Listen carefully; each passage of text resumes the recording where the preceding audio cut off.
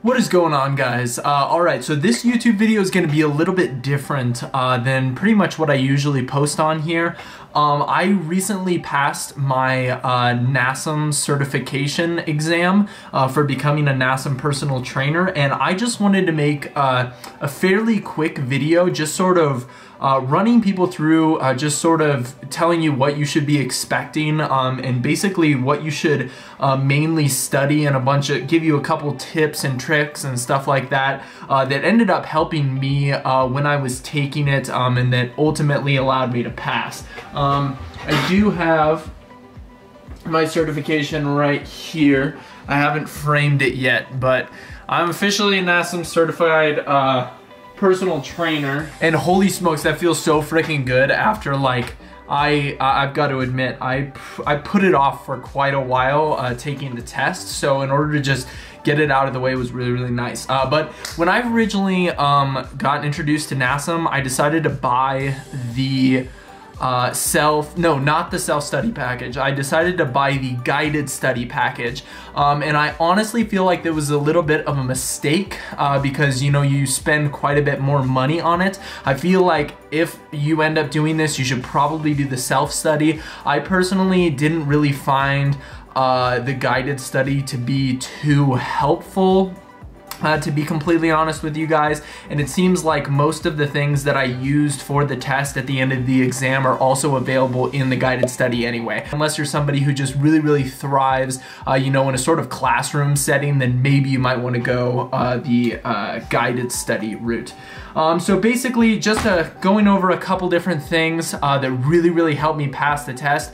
I can't remember, I think there's about 120 questions in the test, and I think that 20 of them don't count at all for anything, and they're just sort of like survey questions, but then again, you don't know which questions count, so you have to answer every single question like it is a question that you are going to be graded on for your final passing grade. So the first thing that I want to tell everybody, you need to know this Nasm Cpt study guide right here, backwards and forwards. It is absolutely by far the best thing that helped me as far as studying goes. It's super simple. I would pretty much, I read through it probably like 7 times before I ended up taking the test. Just really just become very familiar with everything in there. You don't have to memorize things, but you just have to become familiar with it to a point that if somebody were to ask you a multiple choice question, which, you know, the final exam is multiple choice, you want to be able to just make connections, and you need to know just enough in order to get yourself to answer the question. You don't necessarily have to have everything memorized. Alright, so the next thing that really helped me out, and I actually got this idea from another YouTuber, you should definitely know these. Okay, so basically what this is right here is it's the postural distortion patterns, and basically for each one you have, so you have pronation distortion syndrome, you have lower cross syndrome, you have upper cross syndrome, and for each there's overactive muscles and there's underactive muscles. And so if you guys can see this right here, I would seriously recommend copying this down. Doing that really helped me out. Also just drawing like little stick figures that sort of represent each of the postural distortion syndromes. Make sure that you're really familiar with all the charts and acute variables. I would say the ones to be especially familiar with would be this one, the resistance training and flexibility training charts. Definitely know your way around these. Once again, just pause the video and write these down. Be sure you got them. They do have them laid out in the study guide, but these specific charts helped me out a lot more just because they get kind of complicated in the chart. So it's just a lot easier. I wrote those down and it just sort of laid everything out for me. So the next thing that you're gonna wanna do is really utilize the quizzes that they give you with the Nasm self-study guide.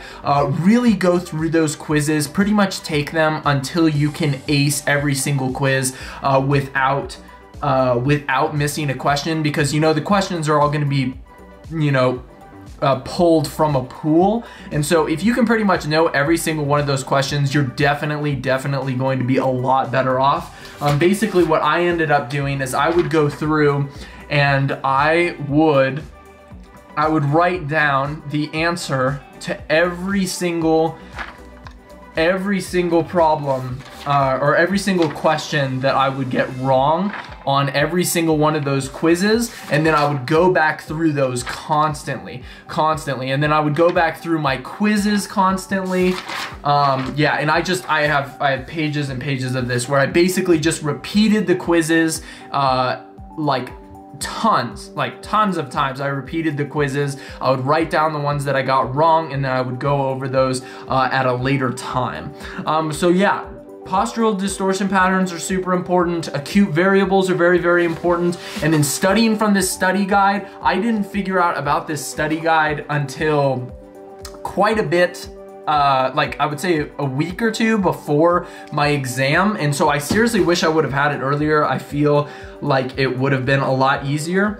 But then as far as remote proctoring goes, so basically what ended up happening is because of the whole coronavirus situation, they've kind of been forced to go more online. And basically what I did was on my laptop, it was super chill, the whole process. It's all explained on the nasm.org website.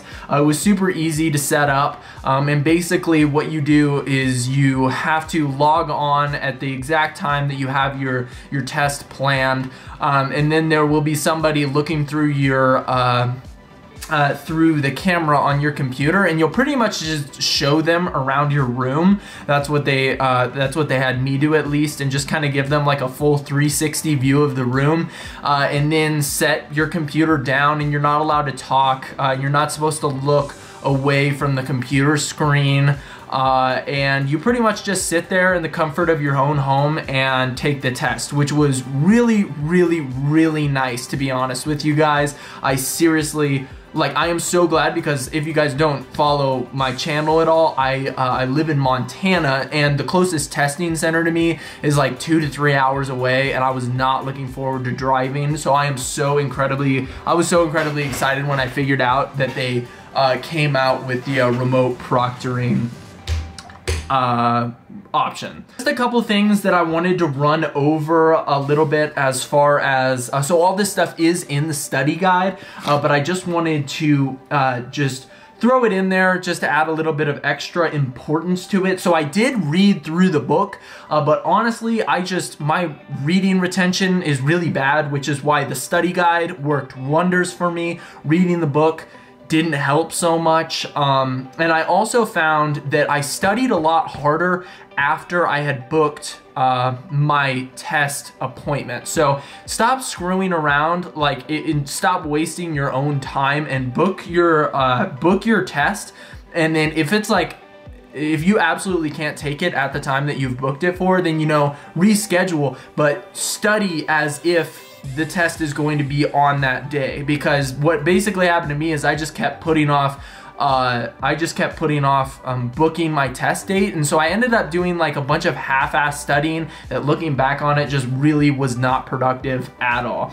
So basically, the things that I want to go over are, just make sure you really understand the heart and just how it works. Watch through a bunch of different videos that are really going to teach you just exactly how the heart works. The second thing is, by far probably one of the most important, is the OPT model.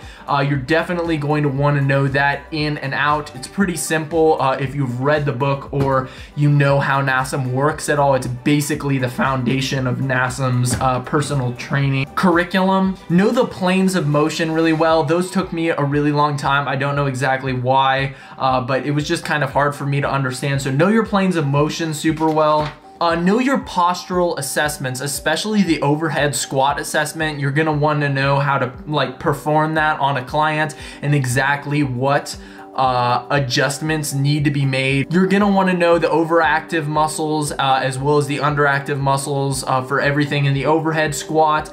Know your different kinds of assessments, you know, like the shark skill test, push-up test, Davies skill test, like all these different ones that you'll usually find in the quizzes. Make sure you really know just the general idea of what those tests are and what part of the body they relate to and what they're specifically trying to train. Really know how to progress your flexibility. So going from, you know, corrective to active to dynamic or functional flexibility is really important to know. Knowing all the differences between different kinds of routines like circuit training, peripheral hard action, split routine, vertical loading, horizontal loading, knowing all of those are really going to help. Another thing that I studied a lot before going into it that I found really helped was just studying the verbal cues. If you go and you find all the exercises in your book, what you'll be able to do is there are like proper cues that you can give